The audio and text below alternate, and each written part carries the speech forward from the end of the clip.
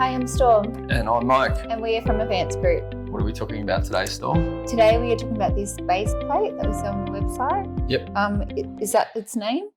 Yeah. Base plate? So this is a flanged base plate for CHS, which CHS is circular hollow section. Mm-hmm. So lots of people call different poles, pipes, posts, whatever you want to call them, different things. So there's, I won't go into all the other ones, but when they talk about circular hollow section, that just means that when you cut your pipe, it's circular, it's hollow, and that cross section. Now, some people will call this a 50 mil pipe because the inside diameter is a 50 mil nominal bore, which is the engineering term for the inside diameter, nominal bore. We call this a 60 mil outside diameter. So just be wary that a 50 mil and a 60 mil can sometimes be thought of as the same thing, but just be aware that we never really deal with 50 mil outside diameter in the road sign industry. This base plate is sort of got a piece that's sort of squashed up here, I guess, whichever way you would like to describe it, but it should fit perfectly over here, with just a tiny little tolerance, one or 2 mil, 1.5 mil or something, and then you would be able to weld this plate onto here. Now, we don't sell many of these brackets.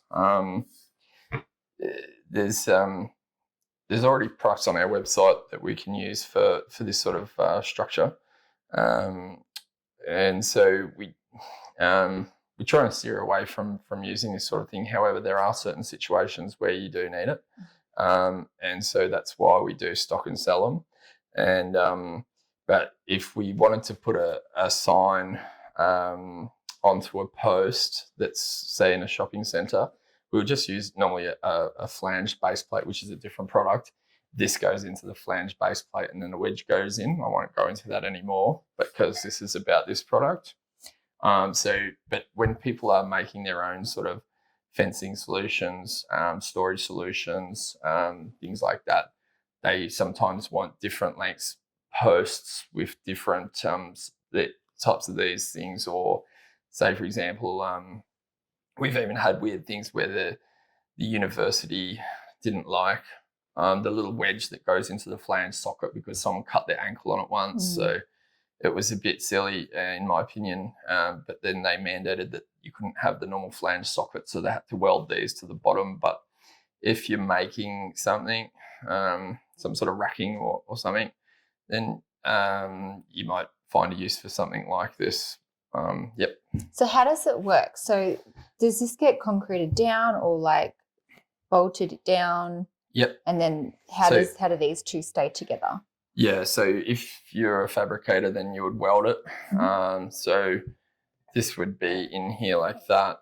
You would want to make sure everything's perfectly level, and then you would put some welds. So you can either put a whole bead weld around or some tack welds around. And then you would probably need to somehow galvanise over the top of it, stop it from rusting, especially things sitting in sitting water. So yeah, once you've welded it and put some gal over the top of it, whether it's cold gal or sending it off to get dipped or something, you should always go over your welds, obviously. Yeah. So is it bolted in? Sorry, yeah, that was your question. So this gets Dynabolted to the concrete normally. So whether you use Dynabolts or Specialising, you can use either. We do sell them on our website if you need to buy them off us, or you can get them from your local bolt supplier. Yep. And do you know the measurements of this? Good question. I probably should have looked it up. It will be, the specs will be on our website. I can't remember exactly. It could be 150 or 125 mil or something. Is this the only one you sell? Yeah, I mean, there are others available, but this is the one that we stock and sell just because it fits with our most common pipe. Yeah. I guess if you're making bicycle racks, like the hoops, you can use a U-shape or C-shape type hoop to weld to these.